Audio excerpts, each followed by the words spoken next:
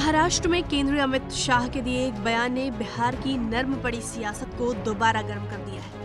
गठबंधन धर्म का पालन करने का दावा करने वाले बीजेपी के पूर्व अध्यक्ष अमित शाह ने महाराष्ट्र के सिंधुदुर्ग के कंकावली में मेडिकल कॉलेज के उद्घाटन समारोह में हिस्सा लेते हुए जहां महाराष्ट्र की शिवसेना सरकार पर हमला किया, वहीं बिहार में चल रही एनडीए सरकार की तारीफ में कसीदे पढ़े। अमित शाह ने कहा कि बिहार विधानसभा चुनाव में बीजेपी ने एनडीए की सरकार के मुख्यमंत्री के रूप में नीतीश कुमार का चेहरा आगे किया था। चुनाव में अधिक सीटें आने के बावजूद बीजेपी ने वादा निभाया। नीतीश कुमार ने कहा भी कि बीजेपी के विधायक ज्यादा हैं, मुख्यमंत्री भी बीजेपी का बनना चाहिए, लेकिन हमने अपना वादा निभाया क्योंकि हम वादे की पक्की पार्टी हैं। वहीं शिवसेना ने महाराष्ट्र में जनादेश का अपमान किया।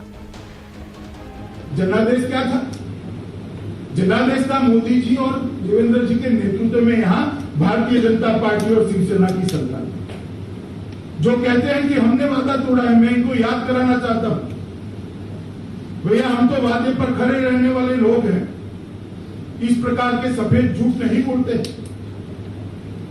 बिहार में देवेंद्र जी इंचार्ज थे, हम चुनाव लड़े। बिहार में नीतीश जी हमसे ज्यादा सीटें लड़ते थे। हमारा वादा था कि एनडीए की सरकार बनती है तो नीतीश जी मुख्यमंत्री बनेंगे। हुआ ऐसा कि हमारी सीटें ज्यादा आई, उनकी सीटें कम आई।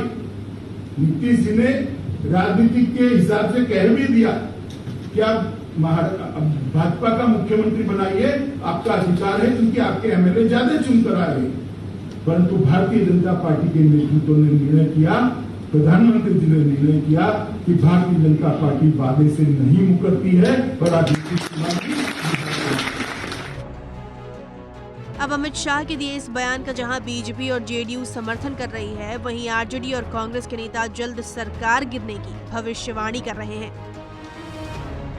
गठबंधन धर्म की चर्चा केंद्रीय गृह मंत्री श्री अमित शाह जी ने की है, बिल्कुल सही है। इसलिए कि बिहार में एनडीए के नेता श्री नीतीश कुमार जी को चुनाव के बाद मुख्यमंत्री बनाने का जो वायदा था, जो फैसला था, उसको आगे बढ़कर के भारतीय जनता पार्टी के नेताओं ने पूरा किया।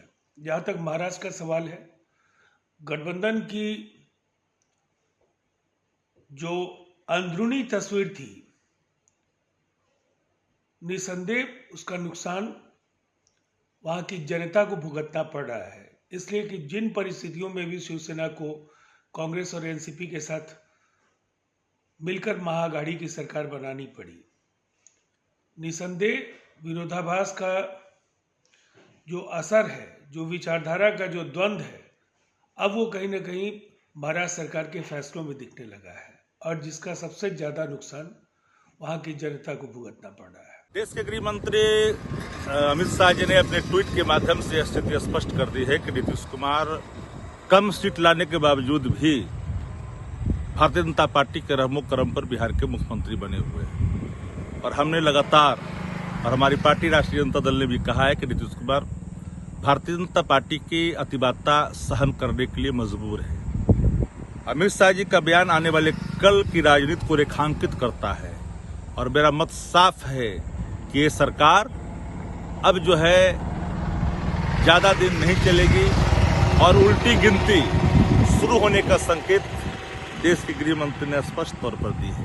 अब देखना है कि नीतीश कुमार इस बयान के बाद कौन से नीति को अपनाते हैं, लोहिया जेपी के सिद्धांतों को आत्मसात करके राजनीति के नए विकल्प तलाशते हैं या फिर वो गुलामी सहन करने के लिए मजबूर होते हैं। विपक्ष अमित शाह के इस बयान के चाहे जो भी मायने निकाल रहा हो, लेकिन जिस विश्वास से शाह ने बिहार की एनडीए सरकार पर भरोसा जताया है और गठबंधन धर्म निभाने की बात कही है, उससे तो साफ है कि नीतीश कुमार की सरकार फिलहाल पूरी मजबूती के साथ खड़ी है और नीतीश को बतौर मुख्यमंत्री 7वां कार्यकाल पूरा करने से कोई नहीं रोक सकता। उत्कर्ष सिंह की रिपोर्ट, बिहार तक।